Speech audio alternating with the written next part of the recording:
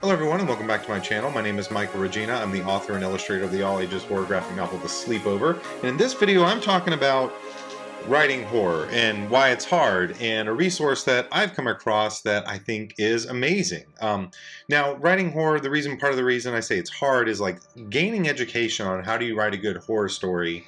There's not a lot of great books out there on it. I mean, like, there's some, but there's specific things about like, how do I tell the kind of story I want to tell? Like, are there good tropes and this sort of thing? And I've always felt a little bit listless in creating my own horror stories, from the standpoint that I've had to do a lot of my own research and thinking and dwelling upon the subject, which is like nothing wrong with that. But then everything sort of changed with this book, or game, I should say. Monster of the Week by Michael Sands. And that's what the point of this video is going to be. Now, Monster of the Week is a tabletop role-playing game akin to something like Dungeons & Dragons or something like that, but it's specifically built to be a action-oriented horror game. And I picked this game up because that sounded like the kind of game I'd want to play. But if you're familiar with my channel, I've been talking a lot about how we can use role-playing games to learn how to write well. I have an entire series on how to solo play games and learn how to write your story that way. And one of the things I talk a lot about is that these role-playing games, these books that they come in, are amazing resources for understanding the mechanics of a specific kind of story that you're looking to tell. So if particularly you're interested in more genre-type storytelling with like horror, fantasy, mystery, science fiction, whatever, role-playing games are amazing resources to pick up and read through to learn what are the components that go into a story of this type. So let's talk about that today. Why is Monster of the Week an amazing book to pick up as a game, but also as a writing resource? But before I do that, I want to talk real briefly about the game. What is Monster of the Week? Monster of the Week is a tabletop role-playing game written by Michael Sands and published by Evil Hat Productions. It's an amazing Power of the Apocalypse style game, which, if you're not familiar with Powered by the Apocalypse games, it's a pretty simple rules mechanic where basically you roll 2d6 and you have variations of failure, partial success, and success. And while this video is not really a review of the game as a game, all I can really say is, like, it's amazing. You should check it out. If you're interested in playing horror role-playing games, it's like my favorite. I have so much fun with it. Why do I believe it's such an amazing resource for people who are horror writers? Well, it does three things particularly really well that I think are worth your consideration of buying if you're into writing horror and thinking about creating this sort of action horror type story, like I said, Buffy the Vampire Slayer, The X-Files, Supernatural, this sort of thing. The first thing would be character creation. One of the things I really struggle with as a writer is like creating my characters. And I don't mean like I have a vague idea of what the character is. I often have an idea of like what my character is. But when people would say like, if you want to write your character, you should sit down and have like this whole worksheet about who that character is and what are their fears and what are their wants and why would you do this? Like, none of that was like ever interesting to me as a writer until I got to playing role-playing games, because I actually saw like the value of sitting down with a character sheet and filling this character sheet out for a game that I was going to play, but that character was now being fleshed out in my mind so that I understood their wants, their motivations, what their powers were, what sort of weapons they kept with them, this sort of thing. And what Monster of the Week does so well is it encapsulates the main like archetypes that you might find within this kind of a story, whether it's like the chosen one, something like the Buffy the Vampire Slayer, or, you know, the skeptic, or the mundane. You can play as the mundane, which is like a normal person who chills out with the hunting group, or the professional. Basically, there is an archetype for every main sort of monster hunter that you might find in this sort of action-oriented horror type story, that you could fill out one of these character sheets, and at the end of that process, you have a much better understanding of like, who is my hunter, who is my character that I'm building this entire world around. It's an awesome way to start. Another big aspect of what makes this game so awesome to read that I found to be super helpful has been the sort of keeper agenda side of the story. So in Monster of the Week, the dungeon master or game master of the game is called the Keeper. And within every Powered by the Apocalypse game, there's sort of like a player agenda and a keeper or game master agenda. And what I've found so helpful about these agendas is, like, again, if you take a step out of like, I'm thinking about this as a game, and you start thinking about, I'm telling a story within the same type of framework, what's really cool is these agendas and these sort of rules and principles tell you like what to be keeping in mind as you're working through a story. So thinking about some of the keeper principles and agendas that are here. So keeper principles.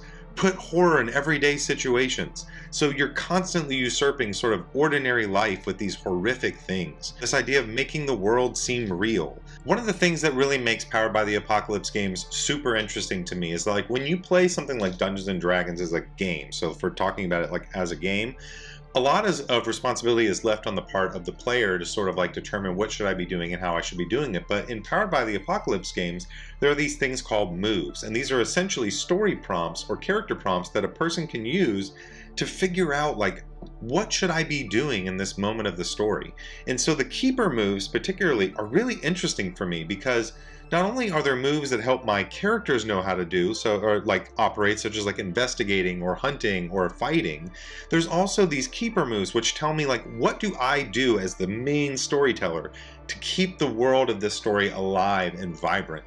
And so these moves often encapsulate things like separating your hunters. So a good principle while you're writing these horror stories, separate the characters so that they can't work together, or reveal future badness. So how can I show the future things that are coming into my story that might be terrifying for my character? Turn their move back on them. So let's say a character does something within the story that I'm writing and I want to make that character's action fail. Within a game mechanic of this, like you would use these keeper moves often when a player has decided to do something and they failed at doing it. You can use these moves to be able to know like what should happen next.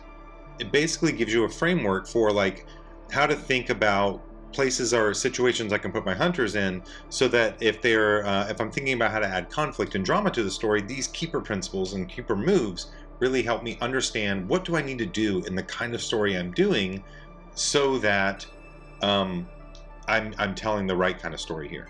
Another really cool tool that this game gives you is this idea of monster moves. So again, if you're creating a story with a monster or some sort of bad creature, oftentimes you're like, what do I do with this creature that could be cool and exciting and different? And these monster moves are really helpful to be thinking about as you're writing your story, such as hint at its presence. Like, what can I do within a scene to hint at my monster and what it is? I can display its full might, show it at its absolute strength so it's terrifying to the characters. Maybe it's something like use an unnatural power.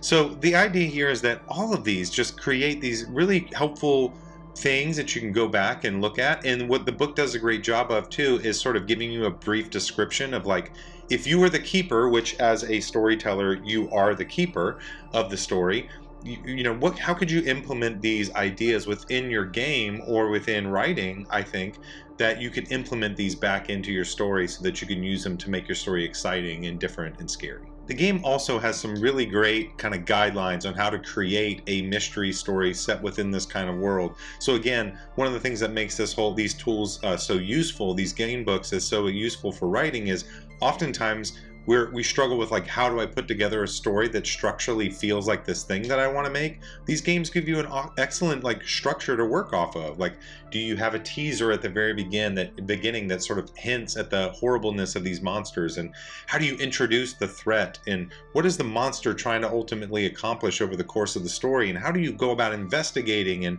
how do you stage a final showdown and all this sort of stuff? Again, like, you have to take your game brain off and just say like, if I was using this book to write, these things are so helpful to you as a writer to being able to think about, what do I need to include in my story?